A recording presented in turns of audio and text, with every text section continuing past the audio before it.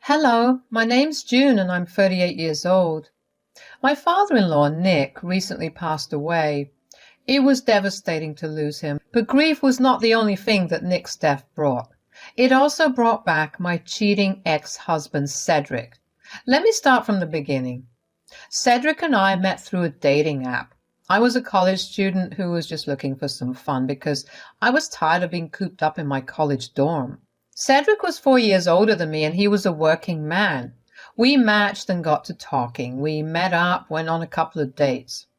I wouldn't say that we had an instant connection, but we could easily hang out. On one of these dates, we decided to go to a bar. We ended up drinking a lot, and before I knew it, we were at his place. The next month, I missed a period which had never happened all my life. I was scared for my life because I knew that there was no way that it wasn't pregnancy. I took many tests and all of them came back positive. I told Cedric about it and surprisingly, he was all on board to help me raise the child. In the next few months, Cedric transformed into this caring and very gentle man. It made me fall in love with him, so I asked him to marry me. Cedric said yes without any hesitation. When I informed my parents about my wedding and my being pregnant, they were not happy about either of those things, although they were adamant about meeting Cedric. My family was always overprotective of each other, and so future spouses were scrutinized really hard. When Cedric met my family, none of them liked him. They were nice to him, but I knew it was just a show. My mother pulled me aside after dinner to talk to me. "I'm only saying this because we love and care for you, but we don't think that boy's right for you." "How can you say that after just one meeting?" "There's just this feeling. If it was just one of us that felt that way, I wouldn't be telling you this." "What if you guys feel this way because you don't like that I'm pregnant?" "Of course we don't like that you're pregnant. You're only 20, for God's sake. But we talked about it and we came to the mutual agreement that it's your body and your choice to do what you want. We're not going to interfere with your pregnancy. This man is just not right for you. Look, I'm glad that you guys are being so understanding of the pregnancy, but you have to know that this man is the baby's father and he's been super nice to me." "I'm telling you, he will not stay. If you still remain with him, we won't help you when trouble falls." "Thank you so much for believing in me." With that, I grabbed Cedric's hand and stormed out of the house. It hurt to think that my parents had so little faith in me. I wanted to uninvite my parents, but Cedric convinced me to let them attend our wedding. In hindsight, I probably should have listened to my mom because she was never wrong about partners. I guess I was just scared to raise a child by myself. Anyway, the wedding went on as planned. It was a wonderful event. Cedric's parents were very caring of me and made sure that I was always comfortable. They were the ones who contributed the most towards the wedding, and they made sure that everything that was to be a part of the wedding included comfort for me. When it came time to give birth, I gave birth to a beautiful baby boy. Everything was going well after. Cedric took on most of the caring while I worked on finishing college. Cedric was an amazing father and he never really complained about anything. He was supportive of my career too. Once I graduated, he was the one who helped me find a job. I made significantly less than him, but at that point, something was better than nothing. Our son was growing into the cutest little child. Cedric and I were beyond overjoyed when we got to witness his first steps and hear his first words. Cedric and I had our struggles, but there was nothing that I thought was deeply wrong. We always communicated with each other about everything, and we worked really well as parents too. I was so glad that I got to spend the rest of my life with him. A good 11 years passed by in the blink of an eye. We were still that picture-perfect family, but then I came home from work one day to see Cedric in bed with another woman. My heart shattered into a million pieces. I didn't even want to look at his face. I just walked out of the house and went to stay with a friend. I arranged for my son to stay with a friend as well until I got things between Cedric and me sorted out. The next day, I filed for divorce. I asked for primary custody and for Cedric to pay child support. When I presented Cedric with the papers the next day, he was not happy. Divorce? Really? Don't make this harder than it needs to be. I don't know why you're cheating on me, and frankly, I don't care to know. Just sign it and get out of my life. Ha! You want me to pay child support? Yes, you have a son who needs to be taken care of too. You're asking for a divorce, so you'll have to deal with raising our child by yourself. How can you say that? You can punish me all you like, but why does our son have to suffer? I never wanted him in the first place, but at the same time, I couldn't risk you going to my family if you chose to complain about me not being supportive. I will not pay you anything. You can say what you like, but the court will make you pay child support. See you in court. It hurt to find out that Cedric never loved me. It hurt like crazy. Who spends a decade with someone out of obligation? If he had told me no all those years ago, I would never have done that. At least I would have had my family's support. But regardless of my pain, I knew I had to keep going. The court hearings were not easy to attend. Cedric kept going on about how I had trapped him in a marriage, but I had managed to have significant proof against what he was saying. The court ordered him to pay child support at the start of every month starting next month. Even though I was still hurting from the divorce, I was glad that my son wouldn't be getting harmed. A week after our divorce, the next month began, so Cedric had to pay me child support, but for some reason, I could never get through to him. Over the next week or so, I tried to get a hold of him many times, but his number was disconnected. There was no way of telling whether he was reading any of my emails, and I was blocked from his social media. I tried to get through to him by creating another account, but even that one got blocked. I tried to reach out to him through another new account, but suddenly I couldn't find his account. He had deleted his entire account. I called Cedric's job, and they told me that he had quit his job 2 weeks ago because he had to move abroad. I was panicking. I contacted my lawyer and asked him what I should do if my husband ran away to another country. He asked me if I knew which country he had moved to because we could still get the child support reinforced. But I had no idea where he had gone. My lawyer told me that I could technically have the government search around, but that would take a lot of time and money, not to mention that I might not even get any results. I had no way of finding out where Cedric was, which meant I had to figure out how to raise my son on what little money I had. I had some savings set aside for a rainy day, and well, that wasn't going to last me very long. I knew my parents wouldn't help me because they had warned me not to be with him. If I asked my friends for help, there was only so long they could help me. The only people I could ask was Cedric's parents. I had a great relationship with them. In fact, after Cedric and I had told them that we were getting divorced, they were more concerned about me than their own son. They were really wealthy, and I knew they were a safe bet. I didn't expect them to give me a crap ton of money every month. I just needed what Cedric was ordered to pay. Even a little less than that would work. Although I didn't want to contact them immediately, I decided to just go on until I couldn't take care of my son and myself.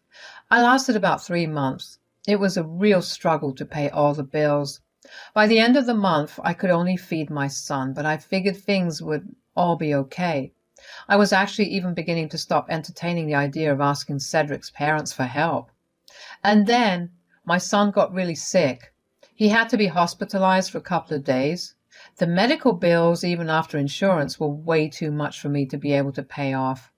I remember having a huge breakdown about it. We were barely getting through the month as it was, and to have another huge expense was salt to an open wound. I knew I had to contact Cedric's parents, so I did. "Hey, June, how's everything going? It's been a while since we heard from you."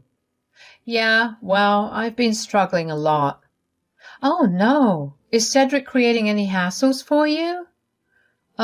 He's abroad somewhere. Haven't you heard from him?" "Abroad? What do you mean?" I thought you knew. He ran away the day we got a divorce to get away from paying child support. What the hell? I just thought he was being him and not calling us. Plus, I have to admit, we were mad at him for ruining a good relationship, so we didn't call him up either. Yeah, so I've been struggling. Oh, God, yeah. You know what? Why don't you guys come over? I'll talk to Nick about all this, and we'll do our best to help you. Thank you so much. I really don't know how I can repay you. Nonsense. You've been dealing with all this for months. I wish you had come to us earlier. Besides, we want to take care of our grandbaby too. Bring some clothes over. Stay with us. Okay, I'll be there in an hour. I was honestly relieved that Felicia was so readily on board with helping me out.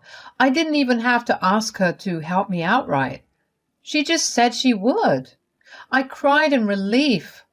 Once I was done crying, I packed up a small suitcase for my son and me, and we went over to Felicia and Nick's. Felicia greeted us at the door with huge hugs. When we went in, we saw Nick, and he also greeted us with huge hugs. We sat down to have lunch and just had casual conversations. They made sure to ask my son a lot of questions and made him feel involved, which made me feel happy that they were protecting my child from hearing things that he shouldn't have heard. When we were done with lunch, my son went off to play somewhere in the house, and Nick, Felicia, and I talked about how everything had been the past 3 months. They were furious about how Cedric left me. They told me they were disappointed to find out that Cedric had been having an affair, but to find out that he had also abandoned his one duty as a father was infuriating. They were also upset with me for not reaching out earlier, and I admitted it was wrong of me to do that. Nick was adamant about helping me out financially. He wanted to give me way more than Cedric was entitled to give me, but I felt wildly uncomfortable with him giving me that much money. Nick, please, there's no need for that much money. Consider it a reimbursement for the past 3 months. Besides, you're a young woman who's raising a child all on your own. You don't have to make so many sacrifices when your child's grandparents have more than enough to give. I know, but it feels like it's a little too much. Nonsense. Nothing is too much when it comes to you too. And nothing you say will change our minds. We just want one thing from you in return. Yes, of course, anything. You need to be in more contact with us. We need you to promise us that if you ever need anything, and I mean anything, you'll come to us. I promise I will. Good. We don't want either of you struggling anymore. Thank you so much. Shh. We love that we can be more involved in our grandbaby's life too. So thank you for coming to us. The next few months were like a breeze. I never realized how much of a difference financial stability made until I had more than enough money. Even when I was married to Cedric, we were in no means financially stable. We still lived paycheck to paycheck, but having more money meant providing my son with many more opportunities. Months turned into years. My son turned into a wonderful person, and he had a very close relationship with his grandparents. We went to see them every weekend and even went on family vacations with them. We were living very well, not only because Nick and Felicia were still supporting us, but because I landed a much better job and my son was also able to start working. About 6 years after Cedric left us, Nick's health began to deteriorate. He had suffered a stroke, but he was fine after he got medical attention. He was put on a strict diet and had a lot of medicines to take. We were all scared that something bad would happen, so we were constantly on guard. Nick was adamant about redoing his will, so I helped him get it done. A couple of months after my son turned 18, Nick suffered a heart attack and passed away before he could get any help. We were devastated. We were told that if we had recognized the symptoms even 2 minutes earlier, he would have been able to live. It was heartbreaking to know that. The funeral happened a week after Nick passed away. We took our time informing everyone in Nick and Felicia's extended family about Nick's passing. Felicia was a mess, so my son and I handled almost everything. We didn't mind doing it because obviously it was the least we could do. The funeral was a very solemn moment.